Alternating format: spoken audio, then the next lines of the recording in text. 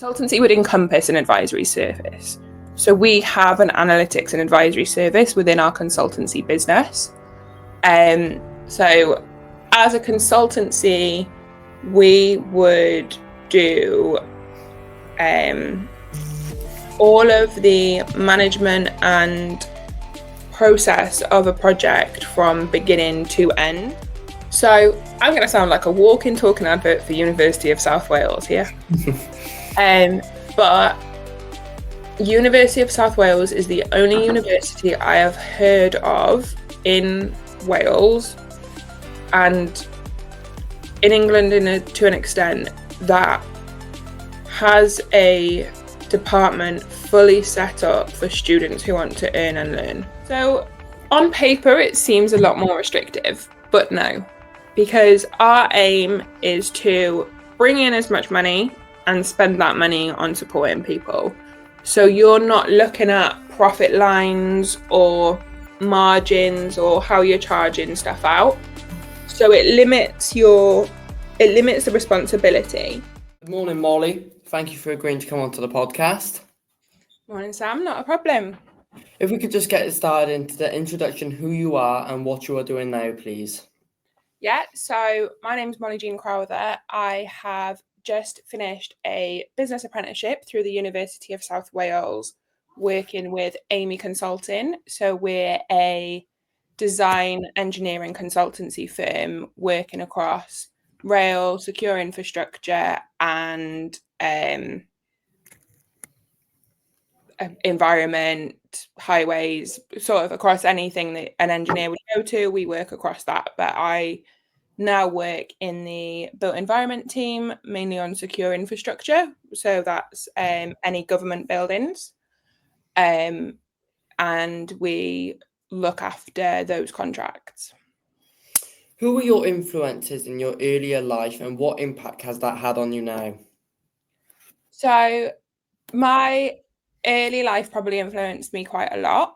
I grew up in the centre of Cardiff in a multicultural school that was 70% English second language.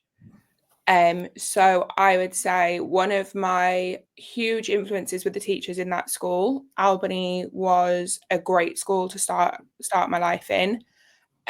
We learn everything and anything you could about the world. And the teachers, you could tell, really cared about us, which I think really influenced us to want to care about them as well, and definitely taught me how to be in the world. Following that, and everyone says it, but I wouldn't be where I am without my mum. She was a single mum who had me at 24 as a part-time social support worker and is now an executive producer on huge TV shows, and seeing her career focus and how she's pivoted and how she's grown and developed from a completely different job has definitely shown me that I can do it and have done it. So definitely her. And then on a wider front, probably you're looking at people who are business focused, have worked and grafted their way up, people like Stephen Bartlett, who has done everything he can to get where he is. And also just the people you come across with a really good story.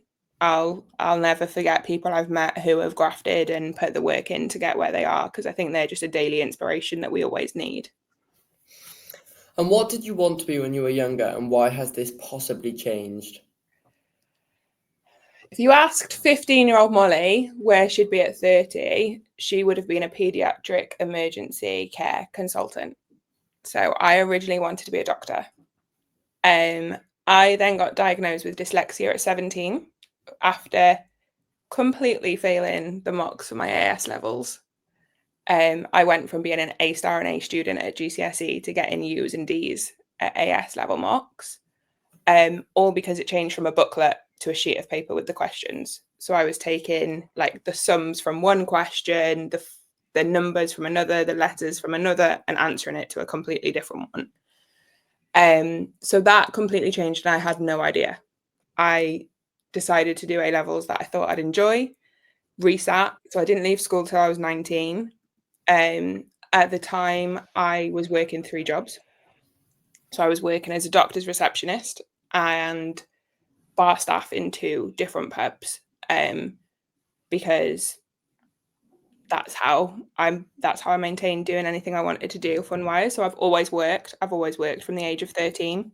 I started as a babysitter, worked in cafes, did everything I could to have money in my pocket, and independence. So then I applied to go to Oxford Brookes University, and I got a place to do philosophy and film studies because I thought, if I'm going to go, I'm just going to do something I'm going to enjoy. In that time, my mum was working on a show up in Scotland called Waterloo Road for the few years that it went up to Scotland. It's now back in Manchester, which is definitely where it belongs. And I went up to visit her because she was away working for 6 months, and ended up covering one of the runners who look after the actors and keep everything quiet on set. And in that time, I covered someone because they were off ill, and worked with the press department and supported all of that, and ended up with a job. So I didn't go to university then. I ended up working in TV for 9 years, starting as a runner, looking after the actors, making my way up to third AD. So a third AD puts all of the like background artists in. So anyone you see like walking in the street in a TV show, that was my job for a while, making sure they crossed on the same line every time. And then retrained as a makeup artist, and I was a makeup artist for 2 years in TV and film. And then COVID happened, and COVID changed everything. So COVID meant that I went back to the NHS. I worked in the COVID testing and vaccination unit as an administrative manager, and applied for my current job on a whim, and here I am 4 years later. And if you could change anything about the school system, what would it be and why? I think one of the biggest things I'd change is the way that a lot of schools, and this isn't due to the schools in any way, this is how the society's set up now, but the pressure on achieving. I think there's so many ways to achieve that aren't grades.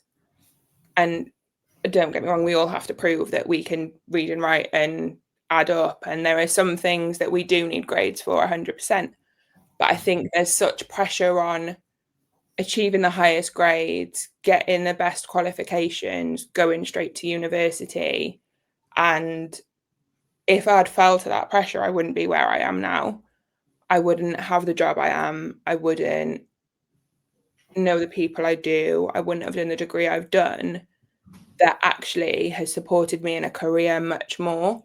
I think, at least for a while, and I don't know, maybe it's changing, but there was such a pressure on going and doing these high-level degrees that are theory-focused, that don't result in a job afterwards.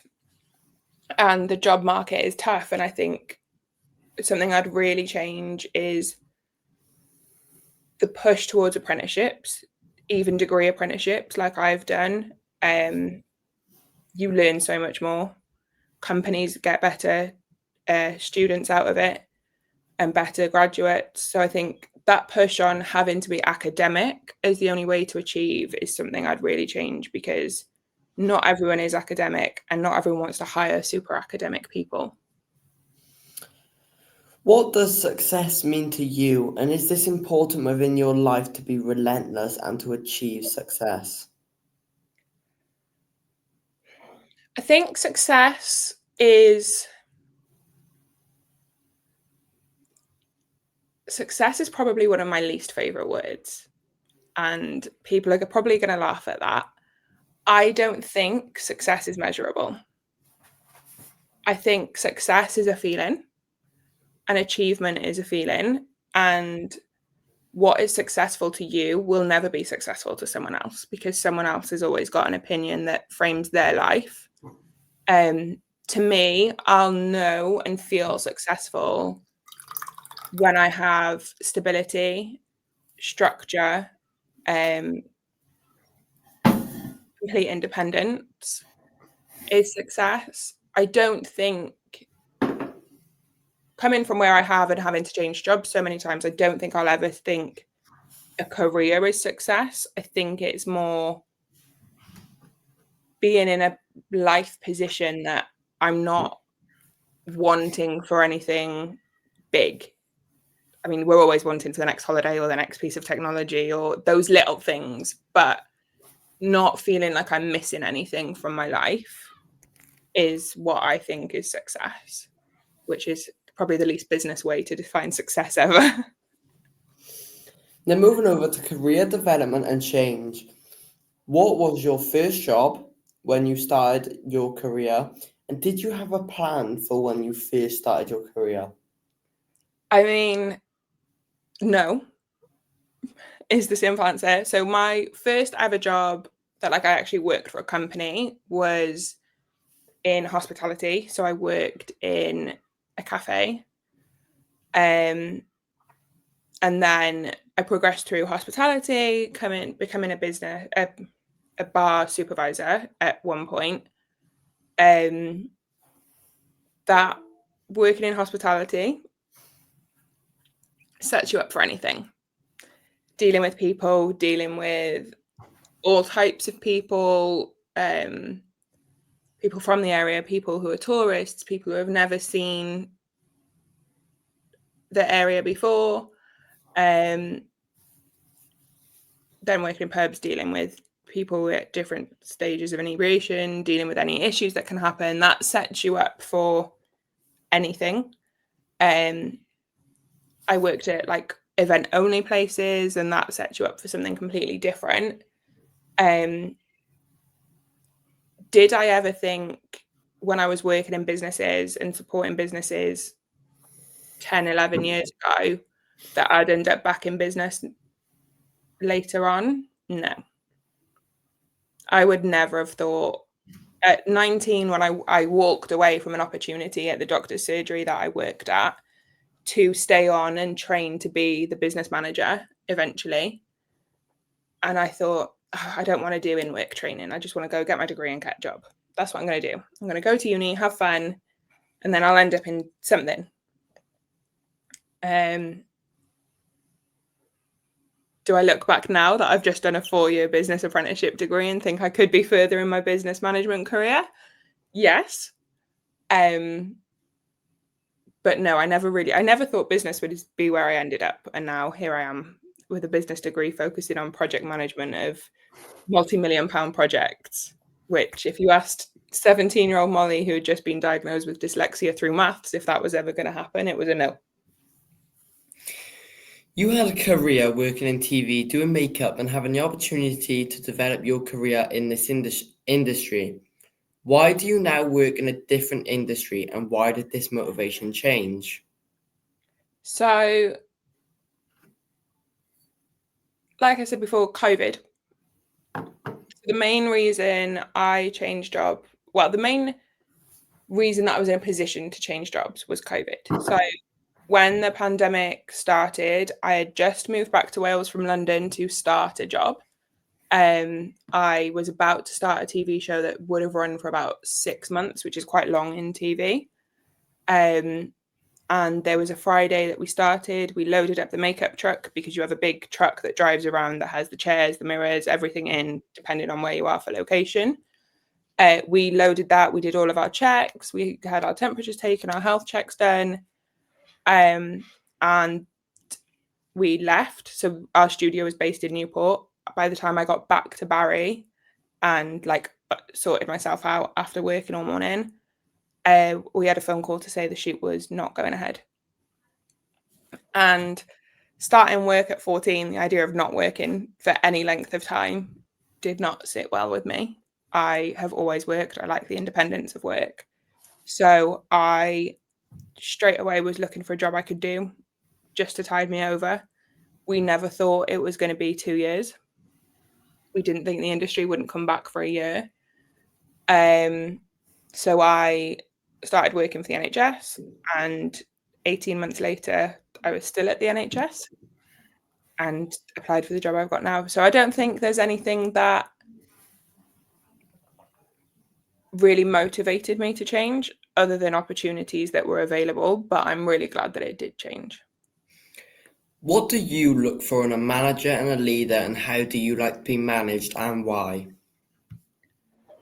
So I think it's the relationship between a manager or leader and a managee is very complex. I've had a multitude of managers over my time. I do not do well with managers who rule with an iron fist. I like being given the autonomy to do my tasks as I see fit and plan my day. But I do really like a manager who's hands-on. So my current manager is excellent. She will support me as much as I want, but will also leave me to ask for that support. And I think that's the best way to manage me in particular, because I have to plan my day how it works for my brain. And they're very supportive of that. Leaders are another question. Not every manager is a leader, and not every leader is a manager. I would say my current manager has really strong leadership skills and leads our team in a way that benefits us and the business, which is something really tricky to do. When you're supporting employees, that doesn't always benefit the business. But she's really on it, we really do. But I think every job, every contact with a manager or leader will be different and will require different things. And I don't think it's easy to quantify what works, because me and my manager have a really good relationship. Where if you don't, the skills and styles you need from a manager or leader, if you don't have that good relationship standing, is completely different. And how does consultancy work, and why is this different from an advisory service? So consultancy would encompass an advisory service. So we have an analytics and advisory service within our consultancy business. So as a consultancy, we would do all of the management and process of a project from beginning to end, but we wouldn't do the actual build or construction or operation of that business. So we would say we were building a house, we would do all the surveys, design the house, tell everyone what products we wanted to use, what concrete we wanted to use, what bricks, but we wouldn't actually build the house, and then we'd check it all afterwards. So we would advise on what was required to get what a client wanted. And if you look at the advisory side on its own, they would advise a business how to operate in the best way, but they wouldn't operate the business, but they would all come under consultancy. I want to start my own security company when I'm older. An opportunity to diversify may be to train security staff and to be recognised alongside security services, but also the opportunity for companies to consult us on security services, to consult other security firms on how they operate. How would I develop the consultancy service for the business?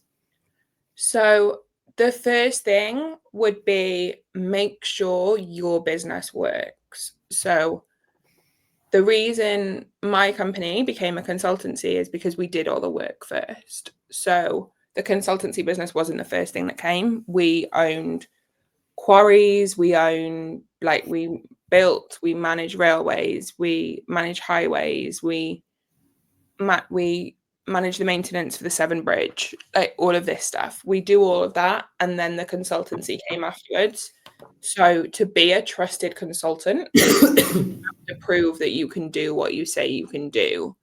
So the main thing would be developing the security business, and then diversify into training is definitely the way to go then into consultancy.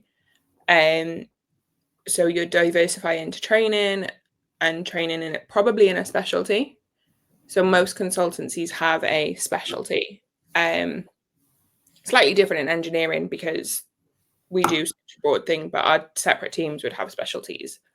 But for security, it would definitely be having a specialty. So most security consultants have worked in an adverse like country, or have come from the military, or have specialized in close protection, so like bodyguards, that sort of thing. And then you'd consult on that to bigger companies like your Rubicons and the ones who do big events on how they'd bring both in. But I think consultancy is ever changing, and what companies need is ever changing. So as long as you've got a strong foundation in what you do and what you're good at, diversifying into training and consultancy could happen quite naturally. What is the most important thing when managing a project, and are there any difficulties or barriers that you may face, and why? So it depends on the project, and every project is different. You could do the same style of project in a different place, and the challenges and difficulties would be completely different. And one of the ones that doesn't ever really change is resource. So managing people, making sure you have enough people to do the job, because the things like annual leave, sickness, training, all of these things that people also have can change that on a moment. Things like access, if you're working in schools, for example, we can't come and do a load of work in the school whilst all the students are in there. But there's a multitude of challenges. One of the biggest things you have to monitor is progress and cost. So as long as you're getting through the program and getting deliverables done on a project, not over the cost of where you priced it to be, the other challenges are a lot easier to handle, because they're day-to-day challenges. However, if you've done 25% of the project and spent 75% of the money, you might have a bit of an issue when your client might give you a telling off. Where can the role of project management lead to the future or for the long term? So project management is one that can lead anywhere, really. So you have project managers who then focus on bidding and work winning. So that's more like a commercial project manager who then works on writing bids, making sure a company wins tenders and brings money in and work in. You can have a financial project manager, so they solely look at the finances and cost versus progress. You can have project managers who become program managers and program leads and then directors and work their way up through a company. And then project managers can diversify into different business areas. So go into PR, go into HR. It's really a world is your oyster type of background and start. Long term, I don't know where it'll take me. Probably I've lent towards the business development and work winning side of project management, but I also really love working on projects. I'm working on one now that I'm really, really enjoying the challenges, which I never thought I'd say. But yeah, it's a really good grounding specialty to then be able to do quite a lot. Then moving over to university and studies. Why did you decide to go to university, and what has university done for you? So when my job came up at Amey Consulting, going to university was part of it, so I went along with it. However, it's the best decision I could have made doing it as an apprentice, but also doing it alongside work.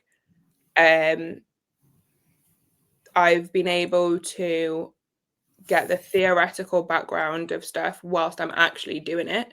So understanding management, understanding leadership, understanding accounts, whilst I'm actually using that in my job, has definitely helped that theory ingrain in me, but also made my job a lot easier to understand because I was getting the theory at the same time as actually doing it.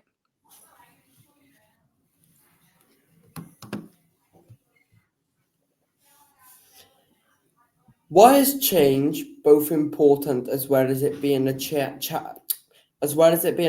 in life, and how can we go through periods of change in the most positive mindset as possible? I think change is going to happen whether we're positive or negative about it. It's change makes us grow.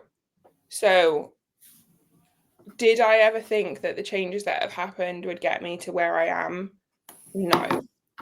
When COVID changed my whole career plan and life plan, was I positive about it? No. But I think the best thing you can do is make the most of what's put in front of you. And I don't always agree that has to always be with a fully 100% positive mindset. I think some changes are mentally and emotionally challenging, and the best thing you can do is accept that, but then progress through it and build that positive mindset, because sometimes feeling how that change has made you feel is what will make you realize that actually it was a really good thing. And forcing yourself to be positive about everything doesn't necessarily build a positive mindset. I think it's more an open mindset that is important to face change and challenge rather than positive, because you've got to make the most of every change and opportunity, because if all the changes that happened in my life hadn't happened and in my career hadn't happened, I wouldn't be sat here right now. And I think it's pretty cool that I'm sat here right now. Without going to university, was it going to be difficult to progress later on in your life for the career you wanted? I think that's a really impossible one for me to answer, because before doing the job I'm doing now, this was never going to be my life path. If I'd stayed in makeup and TV, no. There's no. A lot of people do have degrees. I had a certificate of higher education qualification for makeup, but is a degree needed? No. If I'd made the decision to move into business naturally without COVID, yes, I would have needed a degree at a certain point to progress, especially in a larger company like mine. What modules did you study at university, and how do these modules contribute towards your understanding and potential future further study or working experience in other fields that someone like myself who wants their own business when they're older may find useful? So the really good thing about the part-time business course at University of South Wales is that you cover everything you would need to run your own business.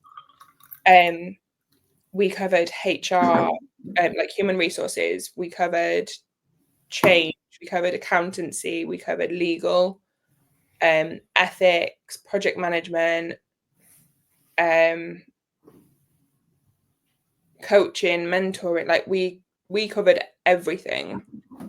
And I think it's really geared to someone who wants to work in a big company and understand it, but also geared to someone who wants to run their own business. And it really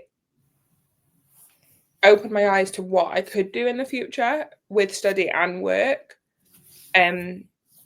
but also has given me a really solid grounding in understanding a whole business, which if I'd gone and specifically done project management, for example, I wouldn't understand. I think anyone on our course who wanted to start their own business has got the strongest grounding they could have from what we've learned, and will really understand the whole life cycle of a business because of what we've learned. How can people apply for university, and how can they look for a company who will fund a university course for them, and what do the companies expect in return? So I'm going to sound like a walking, talking advert for University of South Wales here. But University of South Wales is the only university I have heard of in Wales and in England to an extent that has a department fully set up for students who want to earn and learn.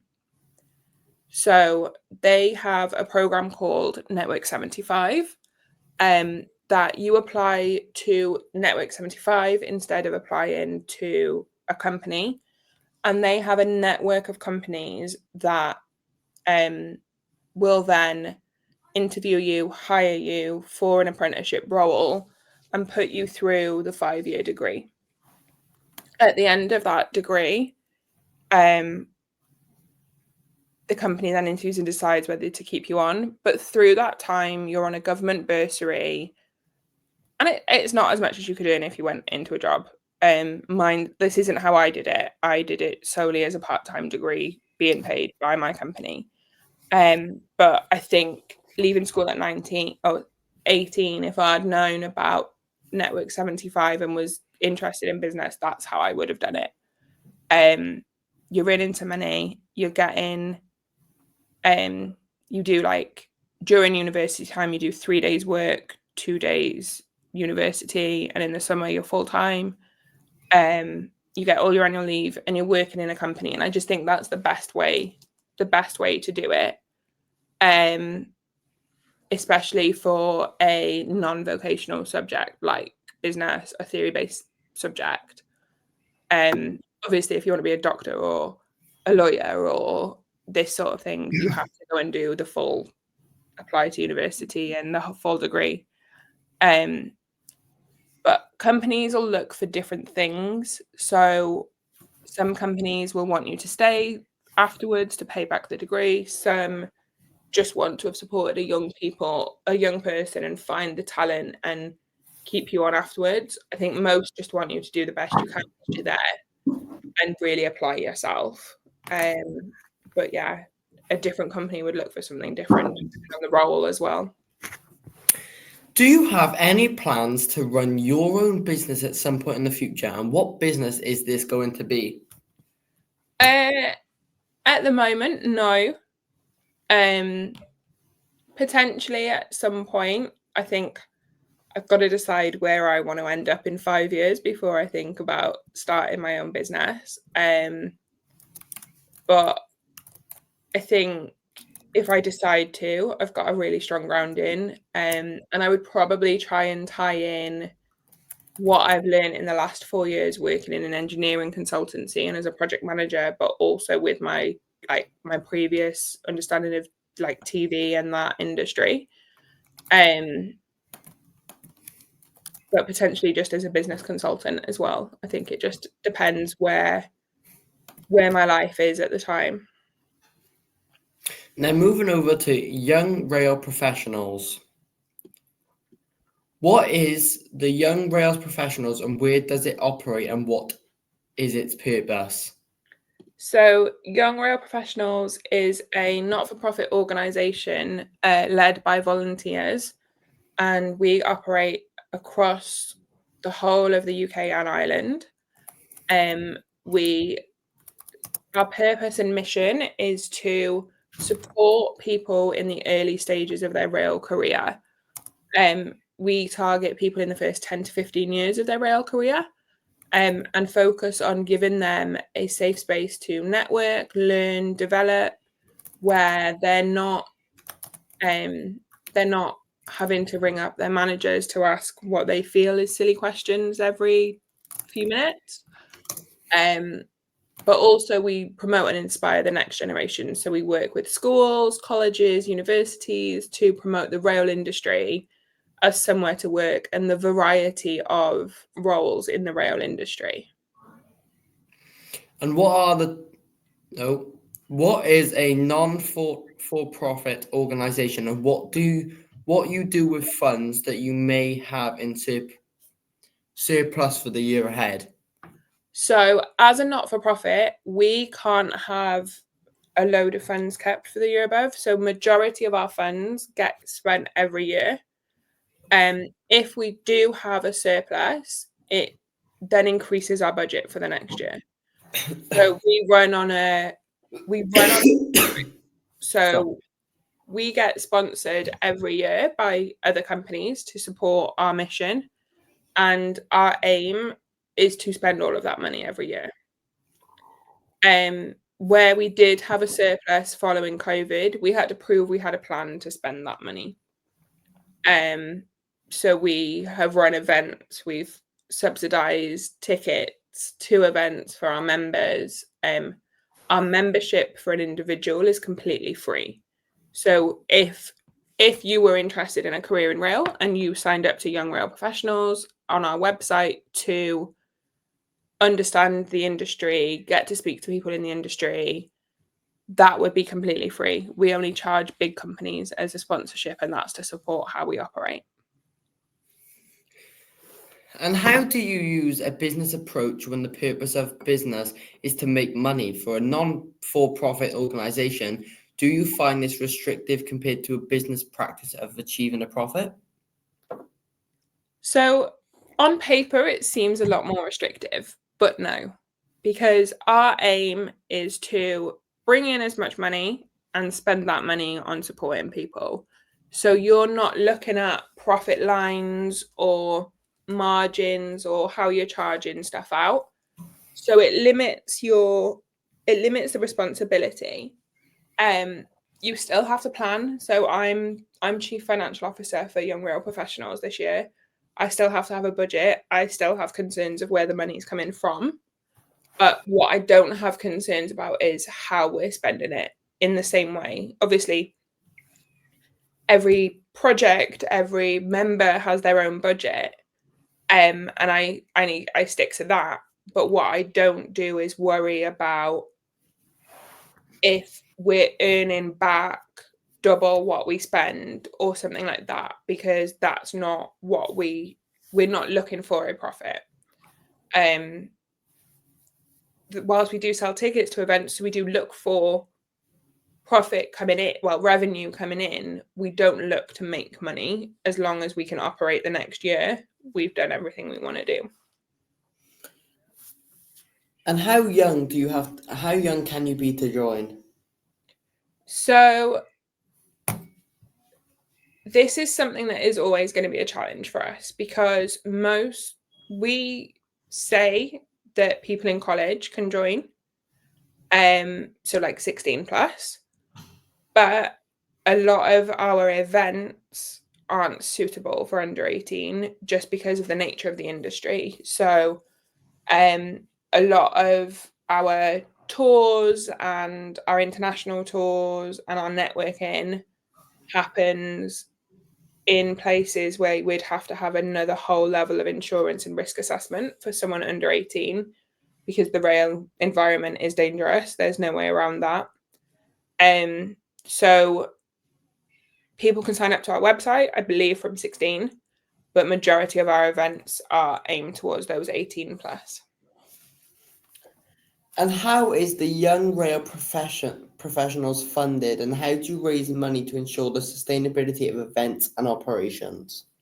So we run on a corporate sponsorship model. So we have partners in the industry who are big companies, and they sign on to be corporate sponsors. So they fund us, and then we also sell tickets to our events. So whilst our events are heavily subsidized, we do sell tickets to offset the costs, so that every pound we spend isn't 100% just to spend.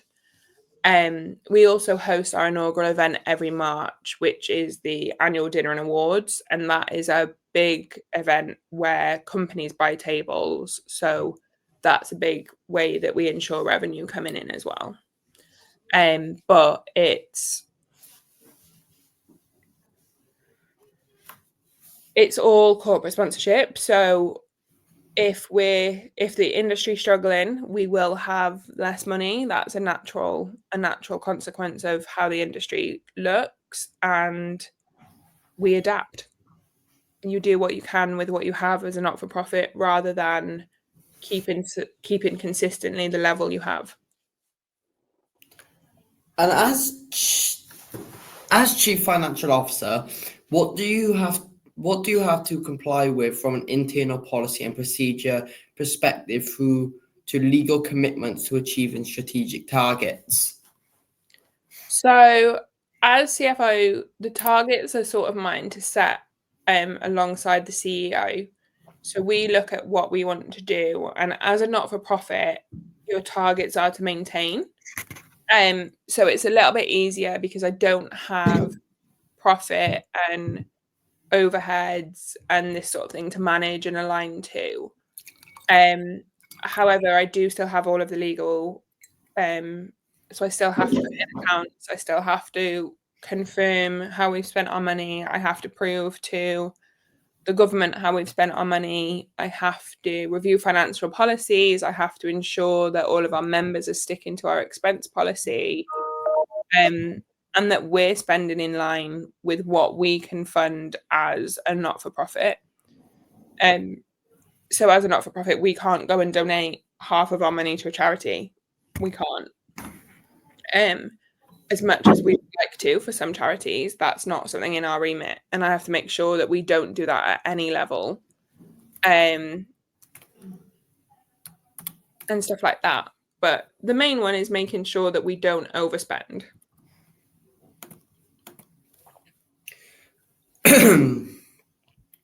Why is strategy important, and how is this used?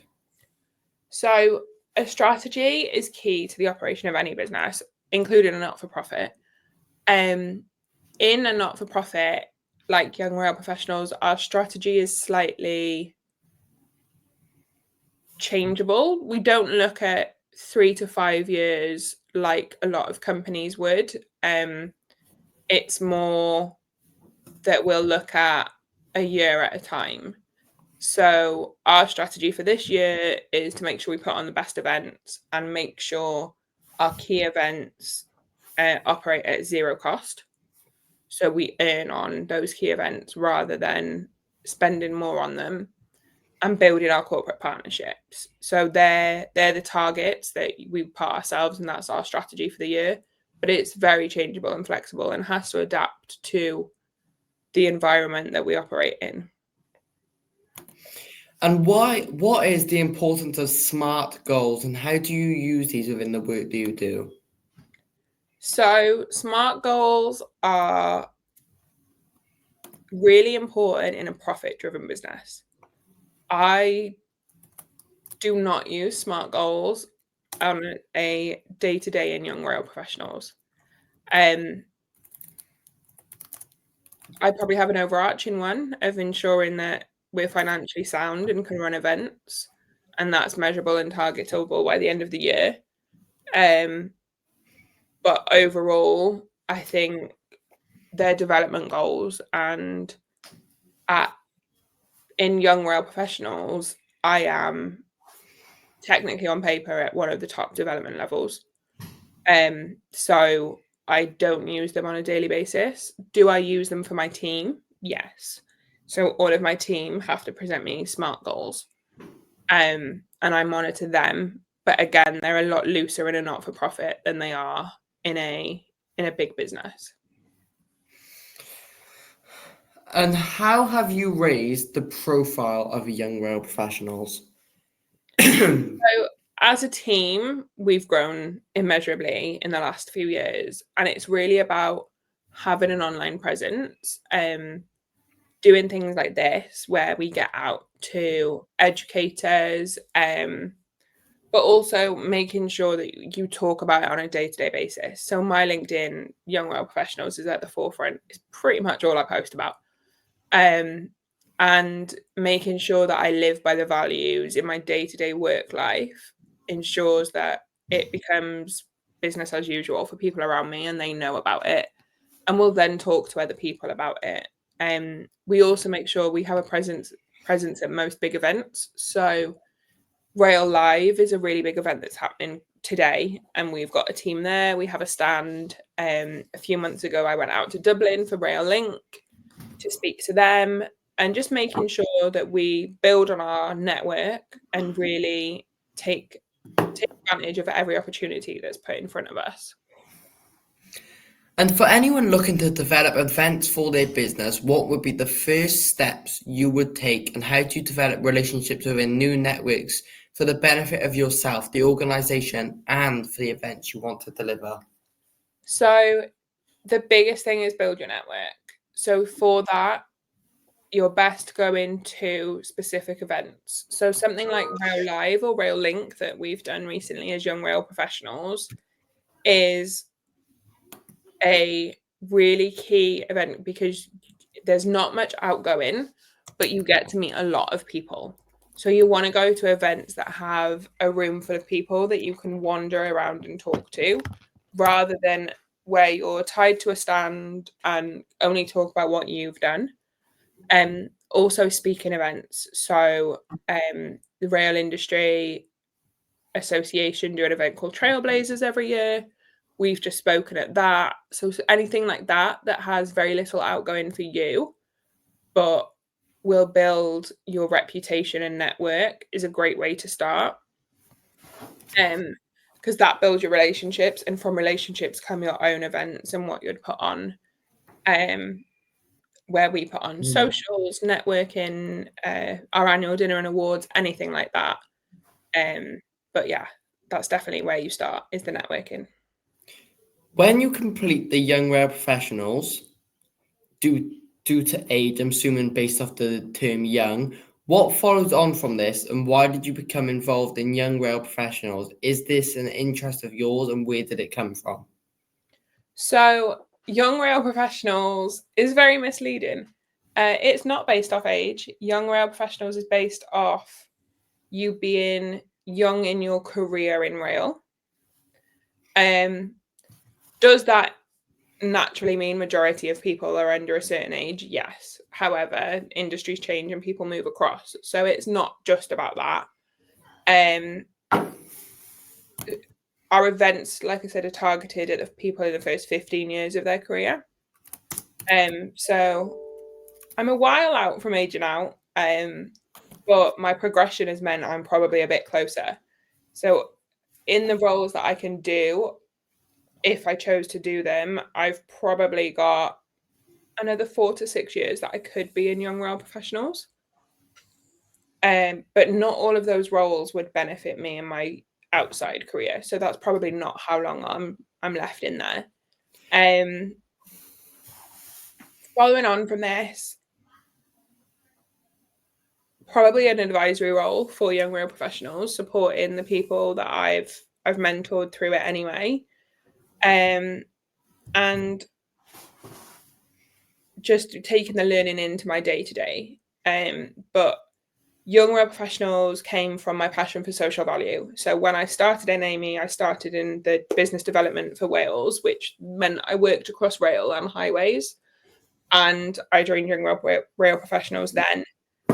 And I didn't think I cared as much about rail as I do.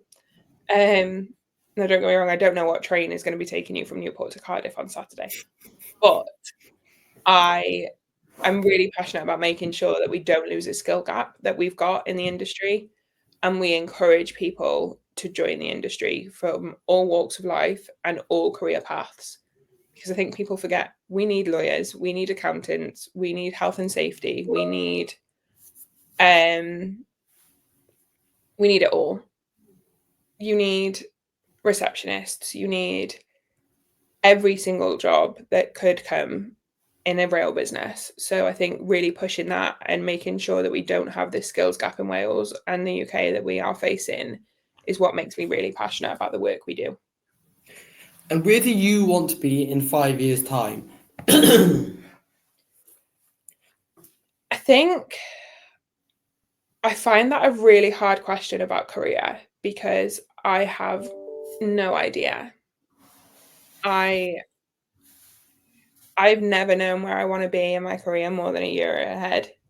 And I find 5-year planning really scary. Like really scary. I think my main goal is to have taken every opportunity that comes my way. And if I've done that, I'll know I'm happy in 5 years. Probably if I stay on the path I'm on as a project manager or a bid manager, working on frameworks and really working with clients. Client focused is definitely my progression plan. But what role I'll be in 5 years to do that, I couldn't tell you because it changes with the wind. And do you have an ultimate goal that you want to achieve in your life and career? Stability. So I've never set myself career goals because I actually find them quite limiting. I think, especially in a business environment, you have to see what opportunities come to you and where that can lead you. But my main ones would be stability to ensure that I have the money and the structure to live the life I want to live and to be happy and be benefiting a wider community than myself. Now, Molly, that's all the questions we have for today, but if it's okay with you, we'll go on to the quick fire questions. Yeah. Do you have any nicknames? MJ or Squidge? What is your favourite food? An Indian, specifically from the curry leaf in Penarth. What is your favourite show? Drive to Survive. What is your favourite film? Harry Potter. And if you could spend the day with anyone dead or alive, who would it be? Nelson Mandela. Who was your role model? My mum. What are your non-negotiables in business? Honesty and integrity. What are your pet peeves?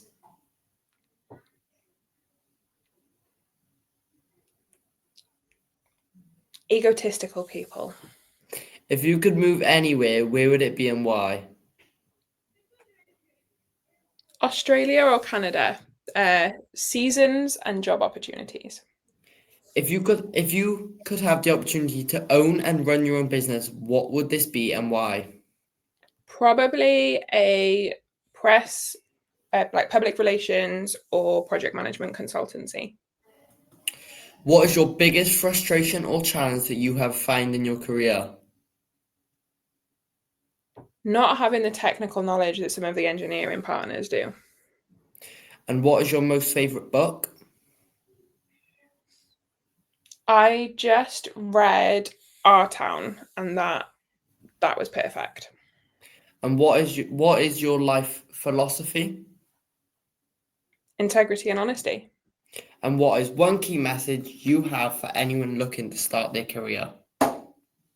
Make sure you take every opportunity that comes to you and lead with passion, not earning. Now that's everything we have for today, Molly. So thank you for agreeing to come on the podcast. It's been a pleasure. Thanks, Sam. It's been great.